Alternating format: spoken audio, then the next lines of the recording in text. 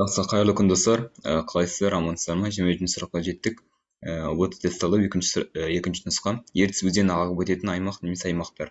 Жауаптар: Тянь-Шань, Мұғалжар, Тұран жазығы, солтүстік қазақ жазығы, шығыс Еуропа жазығы, Жетісу алатауы, Алтай Сарыарқа деген жауаптар келіп тұр екен. Жалпы ертіс өзені сонау Қытай жерінен басталып, Қазақстан жері арқылы өтеді. Ары қарай Ресейден өтіп, солтүстік мұз мұхитқа құятын өзен. Қазақстан жеріндегі ең үлкен өзен. Шамамен 4248 метрді құрайды ұзындығы. Алдыңғы сабақтарымыз келді, бұл туралы айтылған болатын. Жалпы одан бөлек бойындағы ең ірі су бөгендері орналасқан, Өскеменде болсын. Жалпы енді сұраққа жауап картадан көрсек, солай түсінікті болар. Жалпы енді қараңыздар, ертіс өзені бізде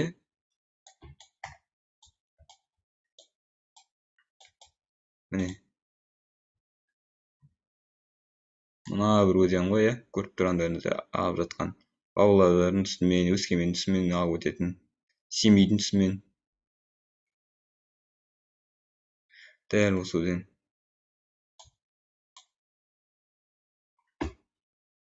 Енді қараңыздар, қызыл түспен белгілеп қойдым. Жалпы енді шамамен Алтай тауы келеді. Неге десеңіздер, бізде бұл жерде Алтай тауы орналасқан.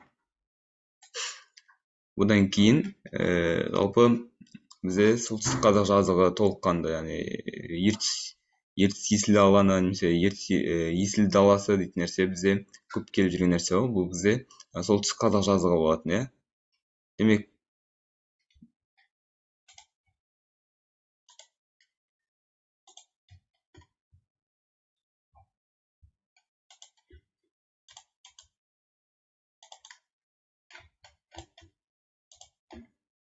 Демек бұл жерде бізде солтүстік қазақ жазығы болады. Д жауабы, яғни Алтай жауабы. Енді жалпы қалған жауаптарды көрсетіп жіберейік. Тянь-Шань бізде оңтүстігінде орналасқан, Ұзынқара жотасы, мына жерде Қаратау жотасы, яғни осының бәрі бізде Тянь-Шань. Жетісу алатауы міне тұр. Сарыарқа орталықта, көріп тұрғандарыңыздай. Сарыарқаға жетпейді. Одан кейін Мұғалжар деген жауап болды ма? Мұғалжар міне тұр. Тағыдан да жауаптар болды біздерде. Тянь-Шаньды көрсеттім. Мұғалжар Тұран жазығы дейді.